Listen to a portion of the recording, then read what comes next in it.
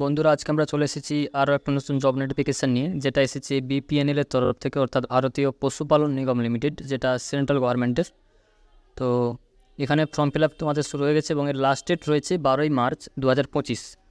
যেখানে তোমাদের পোস্ট রয়েছে তিনটা, রয়েছে ইনভেস্টমেন্ট অফিসার, ইনভেস্টমেন্ট অ্যাসিস্ট্যান্টস এবং ম্যানেজমেন্ট অ্যাসিস্ট্যান্টস।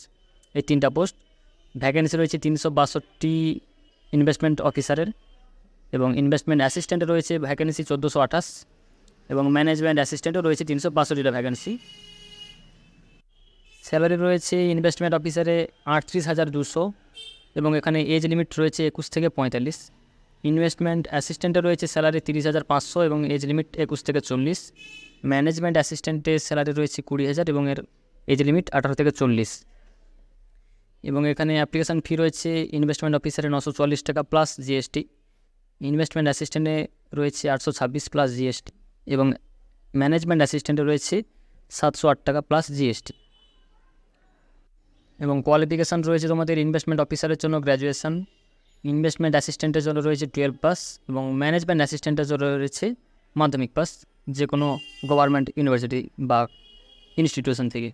এখানে তোমাদের এক্সামও হবে 50 নাম্বারের, ইন্টারভিউ হবে 50 নাম্বার, টোটাল 100 নাম্বারের তোমাদের টেস্ট হবে।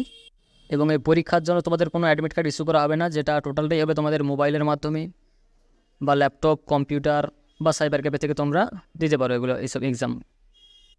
তো ডেটটা মাথায় রাখবে, 12ই মার্চ 2025। এবং ভ্যাকেন্সি তোমাদের টোটাল এর 2152টি ভ্যাকেন্সি রয়েছে। ইনভেস্টমেন্ট অফিসারের ভ্যাকেন্সি 362, ম্যানেজমেন্ট অ্যাসিস্ট্যান্টের ভ্যাকেন্সি 362, এবং ইনভেস্টমেন্ট অ্যাসিস্ট্যান্টে রয়েছে 1428, যার কোয়ালিফিকেশান এইচএস পাস। তত সময় দেখা হচ্ছে আরও একটা নতুন ভিডিও নিয়ে।